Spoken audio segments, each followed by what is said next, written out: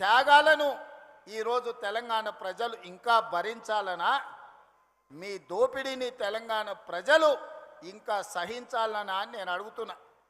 నేను అడగదలుచుకుని వేదిక మీద నుంచి నిన్న మొన్న చూస్తున్నా, ఇద్దరు తొడేళ్లలాక తెలంగాణ మీద పడి తిరుగుతున్నారు. బావమరుదులు ప్రజలందరూ కోరుకుంటున్నారు, మా ప్రభుత్వం రావాలి అని చెప్తున్నారు. ప్రజలు ఎవరు కోరుకుంటలేరు, మీ కుటుంబం కోరుకుంటుంది. మీ దోపిడీ దొంగతనాలలో మీకు అండగా నిలబడ్డ వాళ్ళు కోరుకుంటున్నారు.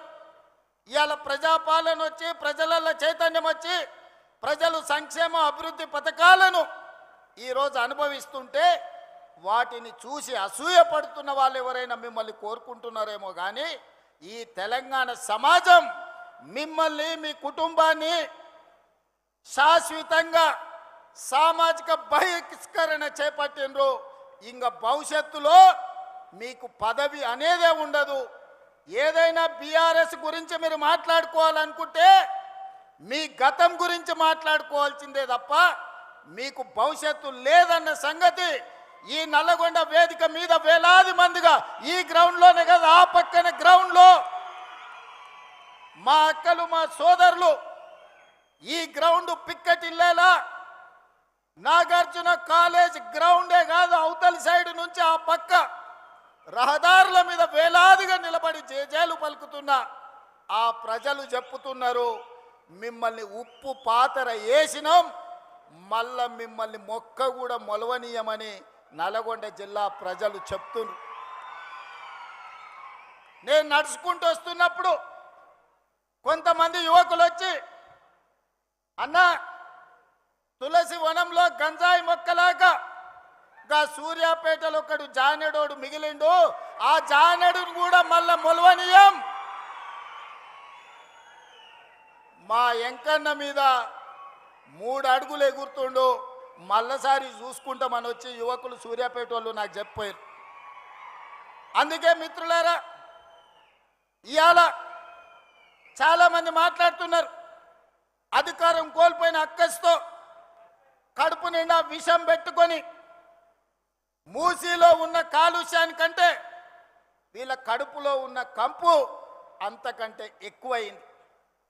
కాంగ్రెస్ ఏం చేసిందని నన్ను అడుగుతున్నారు.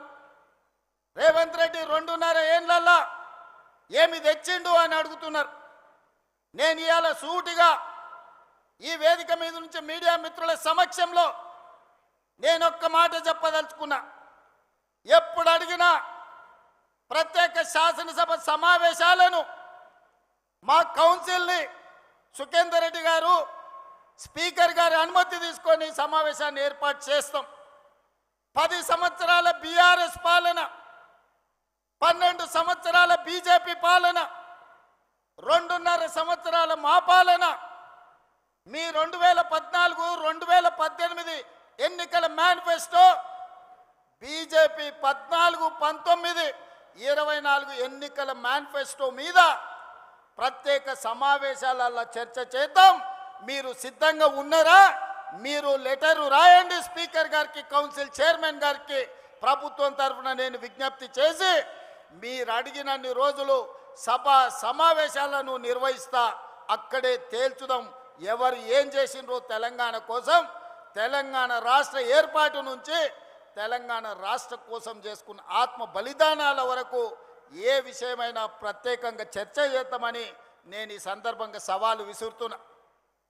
ఇవాళ 10 ఏళ్లలో మీరు, నేను మా అక్కలు మా ఆడబిడ్డలు ఈడు ఉన్నారు, పాలపిట్టలు ఎక్కువ ఉన్నారు, మా అక్కలందరూ ఈడ కళ్ళకు కనిపిస్తారు మంచిగా. వస్తుంటే ఆడ కూడా వేలాది మంది మా ఆడబిడ్డలు పాలపిట్ట చీర కట్టుకొని వస్తే పండుగ పూట నేను పెట్టిన చీర సారెలాక భావించి మా అక్కలందరూ మా సోదరుడు వస్తున్నాడు కలవాలే, చూడాలే, మా సోదరుడికి అండగా నిలబడాలి అని మా అక్కలు ఈడు వచ్చిండ్రు. ఇవాళ మా అక్కల సాక్షిగా నేను అడగదలుచుకున్నా, 5 సంవత్సరాలు నీ మంత్రివర్గంలో ఒక ఆడబిడ్డకు కూడా మంత్రి ఇవ్వలేదు కదా, మా అక్కలు మర్చిపోయినరా అని అనుకుంటున్నారా?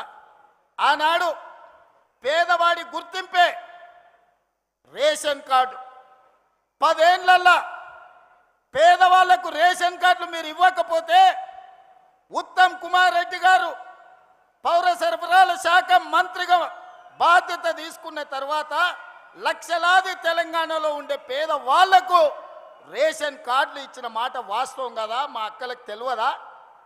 ఈడున్న పాత్రికేయ మిత్రులకు ఈ వార్త రాలేదా? పేదలకు ఆనాడు దొడ్డు బియ్యం ఇస్తే ఆ దొడ్డు బియ్యం బర్లకు దానబెట్టే పరిస్థితి. ఎప్పుడన్నా సంటి పిల్లలకు బుక్కెడు బువ్వ మా అక్కలు వండిపెట్టిరు ఆ దొడ్డు బియ్యం అని నేను అడుగుతున్నా. అందుకే మేము ఆలోచన చేసి మా ఉప ముఖ్యమంత్రి గారితో మాట్లాడి ఆర్థికంగా కొంత భారమైన పేదవాడి కడుపు నింపితే వాళ్ళు సంతోషంతో ఇచ్చే ఆశీర్వాదం 1000 ఏళ్ళు మనకు అండగా నిలబడుతుంది, చరిత్రలో మనం నిలిచిపోతామని మాట్లాడి సంవత్సరానికి 16,000 కోట్ల రూపాయలతోని 3,28,00,000 పేదలకు 6 కిలోల చొప్పున ఇవాళ సన్న బియ్యం ఇస్తున్న మాట వాస్తవం కాదా? మా అక్కలు ఇక్కడ ఉన్నారు కదా, వాళ్ళు వండి సంటి పిల్లలకు బుక్కెడు పువ్వ సన్న బియ్యం పెడుతున్న మాట వాస్తవం కాదా? ఇవాళ ఫామ్ హౌస్లో వండుకున్న కేసీఆర్ ఏ సన్న బియ్యం తింటుండో, జన్వాడలో ఉన్న ఆయన కొడుకు ఏ సన్న బియ్యం తింటుండో, మా తండాలలో గూడాలలో ఉన్న మా దళితులు, మా ఆదివాసీలు, మా లంబాడి సోదరులు ఆ సన్న బియ్యంతో ఇవాళ బుక్కెడు బువ్వ తింటురు కదా. ఒకవేళ ఏదైనా వాళ్ళ తండ్రి కొడుకులకు అనుమానం ఉంటే మా శంకర్ నాయక్ ఈయనే ఉన్నాడు చెప్తా, ఓ తండాల పోయి ఏదైనా గుడిసెల వాళ్ళ మా లంబాడి సోదరుల దగ్గర బువ్వ తిని వస్తే తెలుస్తుంది సన్న బియ్యం. ఇదేనా? రేషన్ కార్డే కాదు, సన్న బియ్యమే కాదు, పేదవాడి ఆత్మ గౌరవమే ఇందిరమ్మ ఇల్లు. ఈనాడు 4.5 లక్షల ఇందిరమ్మ ఇల్లు పేదవాళ్ళకిచ్చి ప్రతి నియోజకవర్గంలో 3,500 ఇల్లు వచ్చిన వాడికి 5 లక్షల రూపాయలు ఉచితంగా ఇస్తే ఈనాడు పేదలు ఇల్లు కట్టుకుంటుంటే మీ కళ్ళు గుట్టి ఈరోజు మీ కడుపంతా మసిమసి అవుతుంది. మీరు 1000 ఎకరాలలో గజ్వేల్లో ఫామ్ హౌస్ కట్టుకోవచ్చు, 100 ఎకరాలలో కొడుకు జన్వాడలో ఫామ్ హౌస్ కట్టుకోవచ్చు, అల్లుడు మొయినాబాద్లో 50 ఎకరాలలో ఫామ్ హౌస్ కట్టుకోవచ్చు, శంకర్పల్లిలో బిడ్డ 25 ఎకరాలలో ఫామ్ హౌస్ కట్టుకోవచ్చు. మీరు మాత్రం ఎకరాల కొద్దీ 100 కోట్లు పెట్టి ఫామ్ హౌజులు కట్టుకోవచ్చు. ఈ పేదోడికి 5 లక్షల రూపాయలు ఇందిరమ్మ ఇల్లు ఇస్తే మీ కడుపు మంట ఏందని నేను అడుగుతున్నా. నిజంగానే మీరు ఆనాడు ధనిక రాష్ట్రం ఉన్నప్పుడు పేదోళ్ళకి ఇల్లు ఇచ్చుంటే సంవత్సరానికి 2 లక్షల ఇల్లు కట్టినా 10 ఏళ్లలో 20 లక్షల పేదోళ్ళు ఇంటి వాళ్ళు అయ్యేటోళ్ళు, ఆత్మగౌరవంతో బతికేటోళ్ళు. ఒక్క రోజైనా పేదోడికి ఇల్లు ఇవ్వాలన్న సోయి మీకున్నదా? మీ భవంతులు, మీ బంగళాలు, మీ గడీలు, మీ ఫామ్ హౌజుల గురించే మీరు కలలు కన్నారు తప్ప పేదోడి కలల సాకారం ఇందిరమ్మ ఇల్లు ఇవ్వాలని ఎన్నడన్నా తండ్రి కొడుకు అల్లుడికి ఆలోచన వచ్చిందా? ఆ పేదవాడి ఇంట్లో రైతులకు 24 గంటల ఉచిత కరెంట్ ఇస్తే భూమి ఉన్నోళ్ళకే లాభం.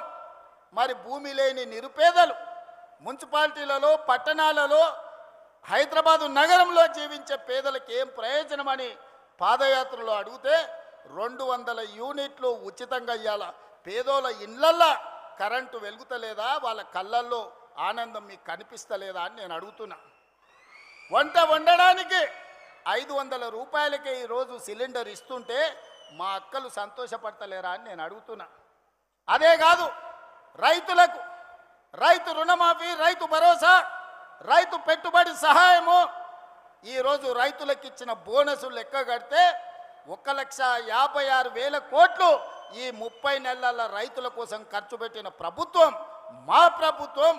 వ్యవసాయం దండుగా కాదు, వ్యవసాయాన్ని పండుగ చేస్తాం, రైతుల కళ్ళల్లో ఆనందం చూస్తాం. ఇంతకుముందే మిత్రులు ఉత్తమ్ కుమార్ రెడ్డి గారు చెప్పారు, దేశంలోనే తెలంగాణ నెంబరు వరి ధాన్యం పండిస్తే అందులో నల్గొండ మొదటి స్థానంలో ఉందని ఇప్పుడే మా సోదరుడు చెప్పిండు. ఇది మా నిబద్ధత, ఇది మా రికార్డ్. ఈనాడు రైతుల కోసం మేము చెయ్యంది ఏమైనా ఉందా? కేంద్ర ప్రభుత్వం ఎన్నిసార్లు తిప్పినా నేను, తుమ్మల గారు, అదేవిధంగా ఉత్తమ్ గారు పోయి యూరియా తెచ్చి ఈరోజు